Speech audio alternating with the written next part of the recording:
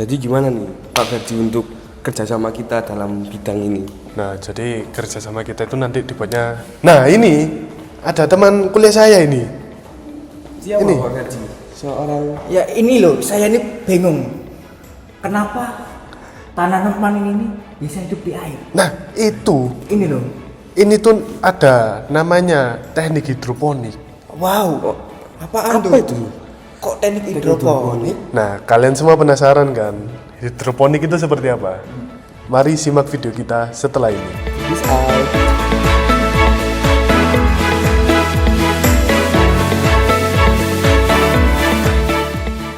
Halo teman-teman, nama saya Ferdi El Saputra Firdausi. Dan saya Muhammad Hafar Ramadan. Dalam komunikasi pembangunan dan pemberdayaan yang kami liput adalah komunitas hidroponik yang bernamakan Servis Kebun Kita yang beralamatkan di Jalan Jemur Sari. Nah, di dalam servis kebun kita ini, setelah kita observasi dalam beberapa hari, akhirnya kita memutuskan untuk membuat video dokumenter di sana dan bekerja sama dengan Bapak Dayat sebagai PIC dari komunitas tersebut. Saya Muhammad Sigit Nurcahyo dan teman saya. Miftahul Rozak. Nah, di sini kami menjelaskan tentang komunitas tersebut yang dimana komunitas tersebut memberdayakan warga sekitar dan di dalam mengembangkan sayuran hidroponik sebagai alternatif daripada sayuran konvensional itu sendiri. Lebih lengkapnya kita bareng-bareng nonton video berikut. Assalamualaikum warahmatullahi wabarakatuh. Salam sejahtera untuk kita semua. Perkenalkan saya MM Hidayat. Di sini sebagai pembina kelompok tani servis Kelurahan Jemur Wonosari, Kecamatan Wonocolo, Kota Surabaya. Pertama, komunitas ini terbentuk dari embrionya ketika ada lomba Green and Clean Kampung yang diselenggarakan pemerintah Kota Surabaya, yang dilanjutkan dengan lomba kampung hidroponik. Di situ kami menjadi, yang di Green and Clean kami menjadi 10 besar terbaik se-Kota Surabaya selama 2 tahun berturut-turut. Kemudian 2017 kami menjadi juara pertama lomba kampung hidroponik, sehingga kemudian kami bentuk kelompok tani ini. Itu yang awal mengawali. Kemudian karena awal itu kami mulai menjadi juara 1 lomba kampung hidroponik, maka otomatis bapak-bapak, ibu-ibu ingin sekali mengembangkan pertanian hidroponik yang lebih luas lagi. Jadi karena itu kami pilih hidroponik sebagai satu bentuk utama kegiatan di kelompok tani ini. Untuk mengembangkan usaha hidroponik, pertama kami lakukan yang jelas adalah cocok tanam yang dilakukan oleh ibu-ibu dan bapak-bapak. Kemudian dalam pengembangannya kami melakukan pemasaran, baik pemasaran itu melalui offline, yang berarti kami harus datang ke kegiatan PKK, kegiatan posyandu dan sebagainya. Kemudian kami juga melakukan pemasaran via online, via WhatsApp group, dan juga via marketplace, juga via Instagram dan sebagainya. Itu yang kemudian ternyata bisa mengembangkan kegiatan ini lebih jauh lagi. Untuk masuk menjadi anggota kami itu tidak ada syarat khusus, yang penting mau piket, mau ada piket rutin bersama. Tetapi awalnya mungkin akan kami screening dulu mengenai kesungguhannya. Jika dalam waktu 1 bulan, 2 bulan, 3 bulan ternyata kegiatan piketnya berjalan rutin, maka akan kami masukkan menjadi anggota. Ada beberapa hal untuk pengembangan SDM, yaitu pertama pengembangan SDM dari sisi keahlian cocok tanam hidroponik. Di Surabaya itu ada pemerintah kota melalui Dinas Ketahanan Pangan dan Pertanian Kota Surabaya, di mana mereka menyediakan PPL atau petugas pendamping lapangan. Itu setiap saat bisa kami minta untuk memberikan masukan-masukan arahan tentang terkait dengan cocok tanam hidroponik. Kemudian pemerintah kota melalui DKPP juga melakukan pelatihan secara berkala untuk cocok tanam hidroponik. Itu yang dari pemerintah kota. Dari kami sendiri ada ahlinya yang secara otodidak yang menjadi penanggung jawab kegiatan ini, itu yang akan memberikan masukan-masukan dan arahan-arahan kepada ibu-ibu apa saja yang harus dilakukan, bagaimana caranya, dan untuk penanaman melalui hidroponik maupun yang polybag dan lain sebagainya. Jadi di kami sendiri juga ada memang yang sudah memahami tentang itu. Selain itu kami juga memberikan pelatihan terkait dengan produk olahan. di mana hasil pertanian itu harus diolah dan menjadi sesuatu produk yang lain, misalnya produk minuman. Kami punya minuman kemaruk atau kemangi jeruk, serpis, seri jeruk nipis, kemudian ada puding kelor, labu kelor, kemudian ada smoothies dan sebagainya. Pengembangan kapasitas untuk bisa membuat produk olahan ini kami kerjasama dengan UK Petra, dengan Fakultas Perhotelan. Di sana ada jurusan tata boga dan sebagainya. Itu yang memberikan masukan pelatihan-pelatihan kepada kami untuk produk olahan.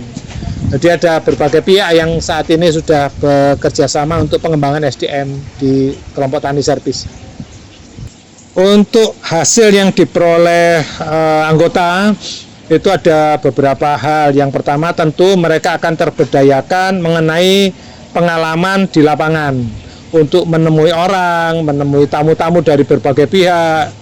Itu tentu akan menjadi satu bentuk peningkatan kemampuan kapasitas pribadi. Jadi ibu-ibu yang kemarin hanya di rumah, sekarang sudah percaya diri untuk memberikan penjelasan-penjelasan atau penjabaran-penjabaran tentang pertanian perkotaan, urban farming.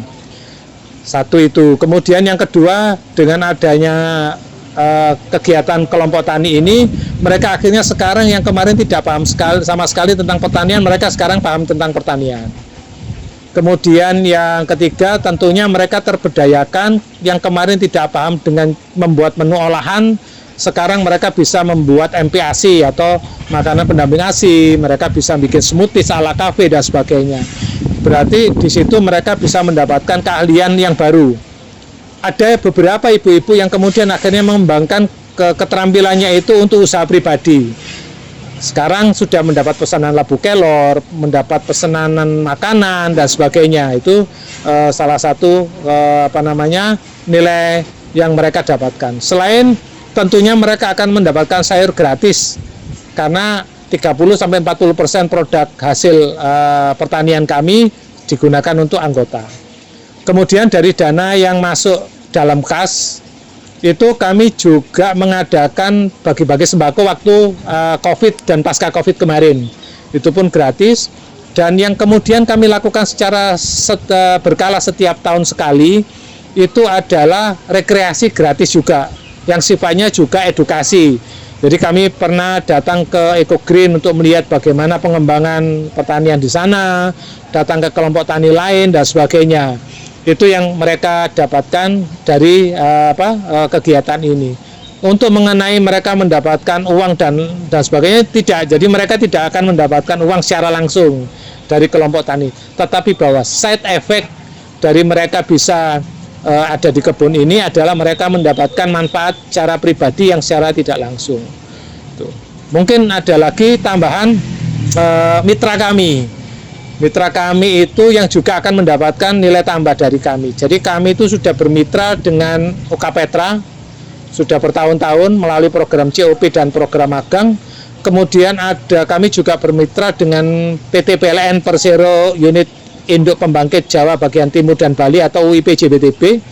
Itu mereka memberikan dana grant atau sifatnya hibah kepada kami selama 3 tahun berturut-turut. Tahun pertama mereka memberikan dana sebesar 50 juta di 2021, kemudian di 2022 mereka memberikan dana hibah senilai 100 juta rupiah, kemudian insya Allah di 2024 ini mereka memberikan dana 80 juta rupiah yang akan kami bentukkan untuk membuka Green Cafe atau kafe sehat.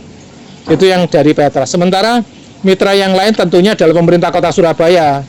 Baik mengenai lahan yang kami pakai itu adalah lahan dari pemerintah Kota Surabaya, kemudian perhatian dari Pak Lurah dan Pak Camat dan juga dinas terkait itu juga sudah sangat besar sekali. Jadi dengan adanya mitra-mitra ini maka otomatis anggota kami juga akan lebih banyak belajar dari hubungan kerjasama itu. Impian tentunya adalah mengembangkan kegiatan urban farming yang semakin bisa memberikan manfaat untuk banyak pihak. Saat ini kami sudah banyak kunjungan di tempat kami dari Martapura Timur, dari Metro Lampung, dari Jogja, dari Makassar, dari Cilegon. Itu juga sudah berkunjung ke kami, selain juga yang dari Jawa Timur dan kota sekitar seperti Gresik, Sidoarjo itu juga berkunjung ke kami. sekolah-sekolah perguruan tinggi itu juga berkunjung ke kami. Tapi ke depan kami berharap gaungnya dari kelompok tani servis ini semakin luas sehingga kami makin mewarnai kegiatan urban farming terutama untuk edukasi. Itu yang pertama.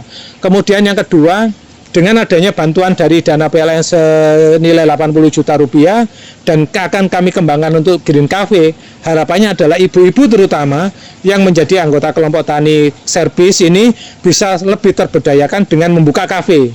Dari situ mereka akan mendapatkan hasil lebih untuk menambah income pendapatan keluarga.